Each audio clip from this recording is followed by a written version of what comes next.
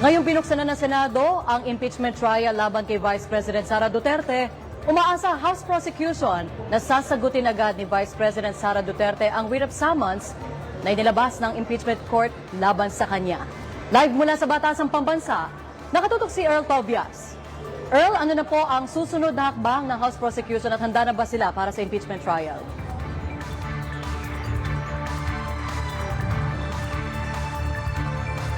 Zarina, pagka-convene nga kanina ng Senate Impeachment Court ay agad nating nakausap itong si House Prosecutor Terry Ridon.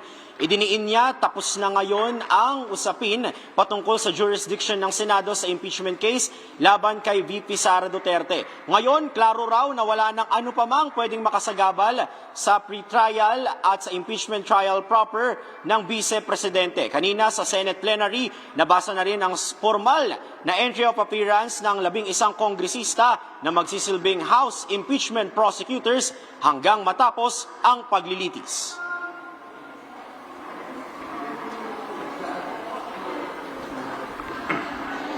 Zarina, sa impormasyong hawak natin galing kay House Prosecutor Terry Ridon ay nasa paligid lang sila kanina ng Senate premises habang nagkukonvene ang Senado bilang impeachment court.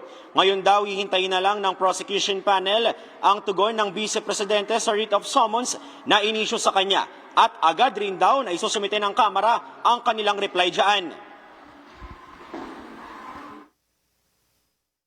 At tapos na po yung usapin ng questions relating to jurisdiction dyan po sa bagay na yan. Kasi the moment syempre na humingi na po ng answer ang Senate Impeachment Court at a reply, we are basically implementing already the Senate Rules on Impeachment. So we will participate in it until the very end.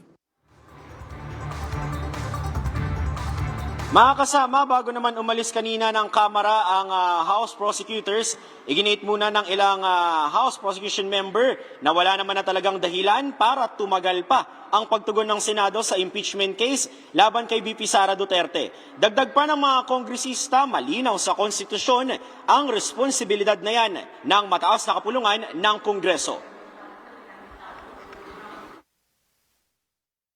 Senado, get your act together. Nasa inyo na yung articles of impeachment, constitutional duty nyo, ang kagyat na pagdinig dito.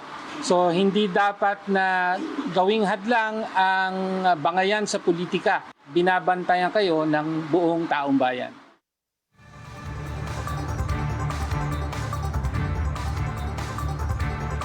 Zarina, kasabay niyan, nagain naman ng resolusyon ang mga kongresista ng Makabayan Bloc para naman imbestigahan ang shooting incident sa Senado noong nakaraang linggo.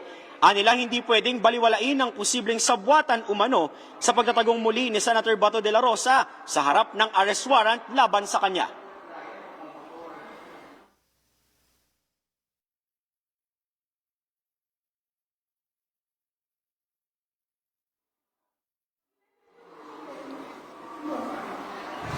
Zarina, sabi nga ni Prosecutor Ridon, hinihintay na lang nila yung sagot o tugon ng Vice Presidente dyan sa Articles of Impeachment na naitransmit na nila at nabasa na rin mismo sa Senate Impeachment Court kanina. Umaasa raw ngayon sina Prosecutor Ridon na sana sa pagkakataong ito na formal na nakonvene na ang Senate Impeachment Court sana mas may substance na raw o nilalaman at bigat ang tugon ni VP Sara sa mga aligasyon at kaso na ibinabato ng prosekusyon laban sa kanya. Balik muna sa inyo.